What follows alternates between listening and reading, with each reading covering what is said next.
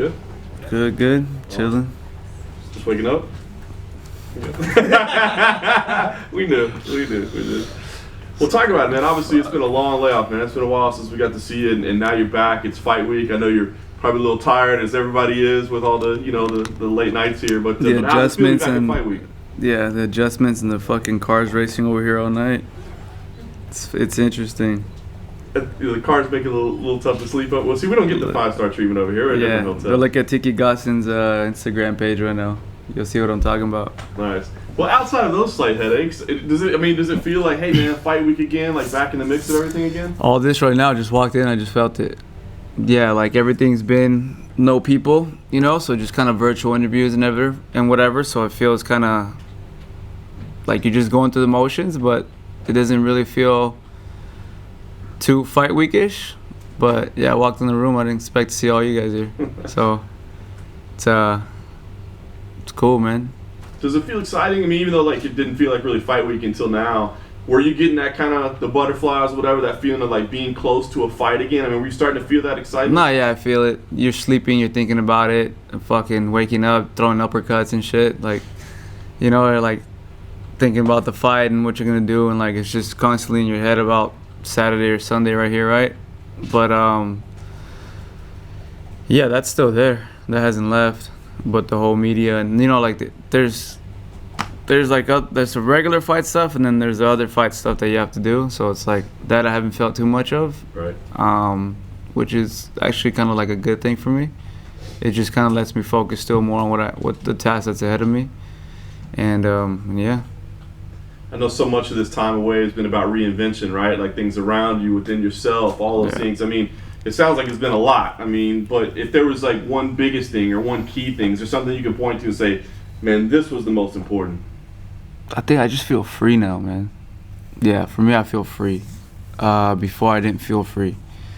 Now, with everything that's happened, I feel free, I feel happy. And for me, ultimately, that's why I joined this, because that's what MMA made me feel like.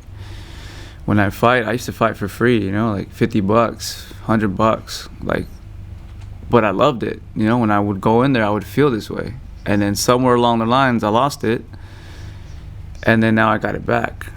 So for me, that was a big victory for me, to look at my team and say, I'm fucking happy with what we're doing, with how we're living, with how we're reacting with each other. And that for me already is like, yeah, I'm free again. Was it freedom of losing, or freedom of like not feeling like you had to live up to somebody else's expectations of who you're supposed to be? All of it, man, all of it. The freedom of losing, like you name it, like pressures and all that was there. And then to top it off, some other things that I'll probably never talk about till maybe way later in my life that happened. Everything, man, everything. So you get everything going in the right direction, and then all of a sudden we find out days before you get here, like Rener's not going to be around. I thought his message was pretty strong, but how did that affect you? Were you like, what the hell is going on here, man? He called me like at 9-something in the morning, and I sleep in. So I was like, he's like, hey man, like, I tested positive, I can't go. I'm like, yo, stop fucking with me, bro. Like, too early for this shit. Cause we're in the hotel, we're all joking with each other, right? He's like, bro, would I wake you up and call you? I was like, are you serious or you're still joking? I was like, cause I'm about to fall for this shit. And yeah, he was serious.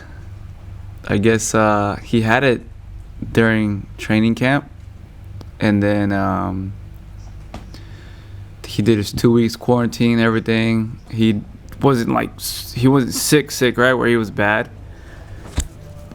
Retested, did like cause I guess there's all these kind of tests you can take, right? I guess the most accurate one is the PCR test. So he took a couple PCR tests and he came out negative. I was like, all right, cool, we can train again. Started training again, and then life was good. Then we get here, or we got to Vegas for the quarantine, and he did his first test. And yeah, I got the call. It was like, yo, I'm negative, this and that, or I'm positive. And I was like, oh fuck, like, what does that mean? I was like, well, you don't have it, dude. Like, tell him take another one. It's like, maybe like it just had a bad read or something. Like they have the false positives and all that. So I was thinking maybe you got a false positive, dude. Like, get another one. If it's negative, then you're negative. He's like, yeah, I told him about that, but he said if I fly here to Abu Dhabi and the test here in Abu Dhabi test positive, he has to be locked up somewhere in here for 2 weeks. Right. And I felt what it was locked up being here for 2 days. So I can't picture being locked up here for 2 weeks. Like, I can do it, but I wouldn't want. I'd sneak out the room or something. Yeah. Would you buy into what Rener said? I mean, it seemed like a strong message where he said, look, man, obviously I'd love to be in the corner, but the one thing that you definitely don't need is help in your jiu-jitsu. I mean, yeah. Do you buy that? Yeah. He knows it. I know it. When he's with me, it's more because we started together, you know, when I was 13 years old. That's it. Sometimes he doesn't even need to talk. As long as you're there, I'm like, I just feel, it feels good to have a homie there, right? So you're like, bro, out of this sport that I've done, I've known you the longest. So it just feels good to have a homie on the journey with you, right? But now it's like, all right, let's get to work. We're still working. Maybe it'll make me better, you know? Who knows? This fight, obviously, everybody's excited about it, man. There's been a journey to get here. Yeah. Is it a grudge match for you? I mean, we know kind of what the history was and how it played out. Is this a, you know, kind of an emotional grudge match for you? No, man, not at all. Not at all. I could see how it can be seen that way by my actions. But it was, I think ultimately it was like, yo, we're talking too much.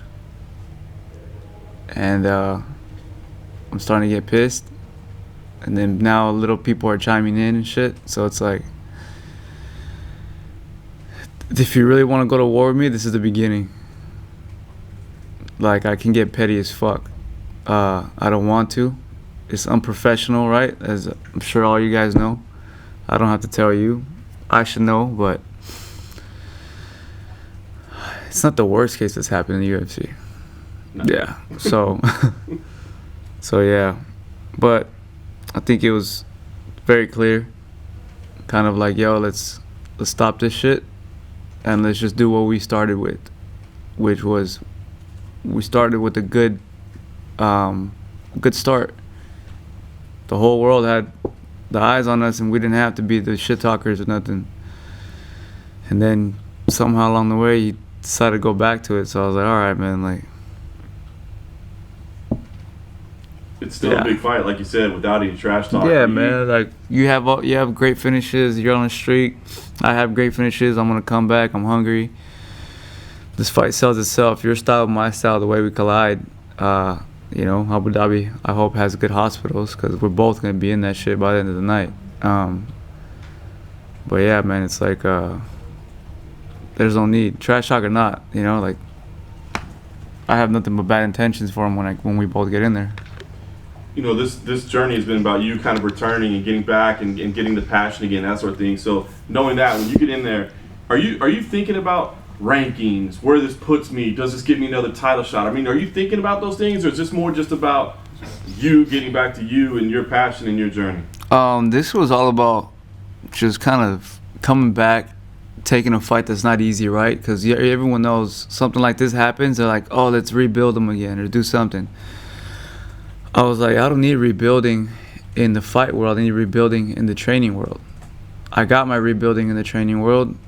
I go in the fight world. I'm in this sport to fight the best.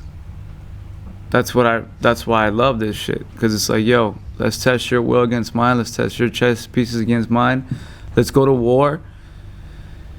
And ultimately the fans win. Everyone wins. But for me, that's like I don't know why. Like, fighters could tell you, but we love that shit. You know, we love going in there. You know, like, we love testing our will against each other. We love fighting, and we get paid for it. You know, so it's like, this is beautiful. Last thing for so me, man, for me, that's what it was.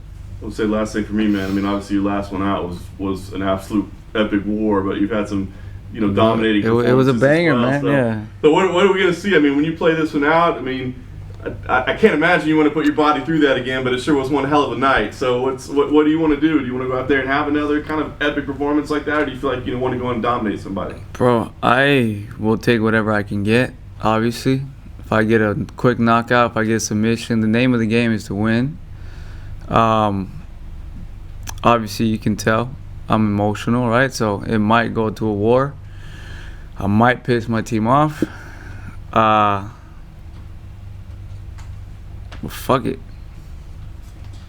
Brian, you mentioned that the cars going around and your sleep schedule. Sleep's been something fighters keep talking about here in Abu Dhabi. Is that something that genuinely concerns you? No, they start later at night. I was just joking a little bit. Yeah, they're like start at 11 or something at night. I'm awake by that time. But yeah. Do you regret the incident with the slack and stuff like that? Do I regret it? Yeah. What slap? You went to J Park. I don't know who got slapped. We were in here earlier with Zombie, and he was saying that, personally he might not have a whole lot of respect for you, but as a fighter he said he was amazed by some of the things you achieved. Is that a mutual feeling? Yeah, I guess you can say that. Yeah. When we spoke, There's some certain things I still can't answer. Oh, I see. Got a 1-year case still open. I think you can't answer. You're not meant to mention that as well. when we spoke with Makwan Americani before his fight, he was also going through some things, and he said he had to burn a lot of bridges so he could fall back in love with fighting. Is that something you had to do too? Yeah, man. I had to burn a couple solid relationships that I thought were solid. Hire new people and then get back on there, right? And then so it was like the whole process of everything, of everyone. Like, yo, you meet this guy, you meet this guy, this guy meet this guy, this guy meet this guy. Cool, we all sit down, we all talk. It's like, then we have to just from here move on and build and grow. Yeah, man, it was interesting ride. And then he had mentioned there was a very specific moment where he was looking in the mirror and he kind of realized everything around him needed to change. Was there a specific moment you remember where that all hit you? Yeah. In the elevator when I was getting taken into the hospital after I fought Max. That's when I realized right after this,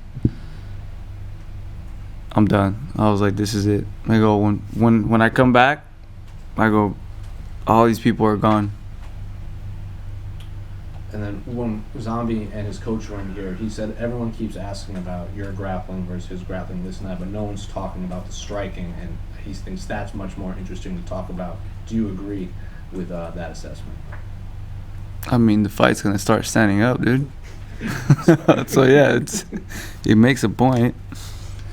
His striking's good. My striking's good. He likes to bang in a technical way. I like to just fucking bang.